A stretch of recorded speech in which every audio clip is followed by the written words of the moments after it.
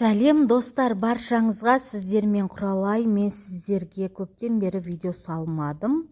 Міне араға біраз уақыт салып, бүгін мейрамнан кейін дәмді етіп самса пісіруді ұйғардым. Менімен бірге жасап көргілеріңіз келсе, арнама тіркеліп, мені қолдап кетуді ұмытпаңыздар. Су 1:1 сүт, су мен сүтті 1:1 қылып қосамын. Яғни 1 стакан су, 1 стакан сүт. Тұз саламын, басқа ештеме емес. Жақсылап араластырып, қолдың көмегімен қамырымызды июі қанғанша жақсылап илеп қойып қоямыз. Осындай, сырты осындай асқабақ алсаңыздар, өте тәтті медовый асқабақтың бірі десем де болады. Ештеме қосудың да қажет жоқ болады. Осылай асқабағымызды 4-1 етіп майдалап турап аламыз. Жуамызды, яғни пиязымызды да турап, үстінен пиязымыздың үстінен тұзымызды сеуіп, жақсылап суын шығарып аламыз. Соғы шығады. Етімізге қосамыз пиязымызды. Біз екі түрлі салмамен жасайтын болғандықтан, жақсылап бірінші жуамызды етімізге араластырамыз. Қара бұрыш өздеріңіздің қалауларыңызша қосыңыздар. Арғарай қамырымыздың июі қанып тұр. Жақсылап илеп, дөп-дөңгелек етіп, жұқа етіп жайып аламыз. Менде үйде осындай банкіге майды осылай топленый етіп күйдіріп қойып қоямын. Өте дәмді болады, сіздерге де кеңес беремін.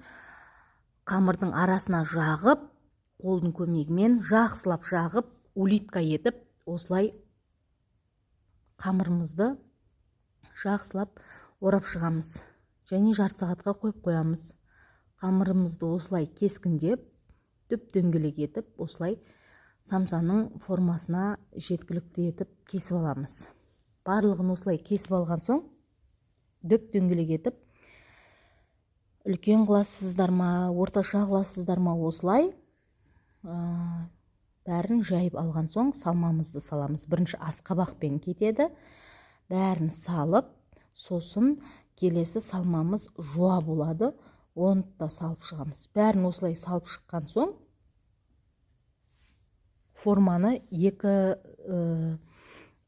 түрлі формада жасасаңыздар болады. Қараңыздар, түйуіне мән беріңіздер.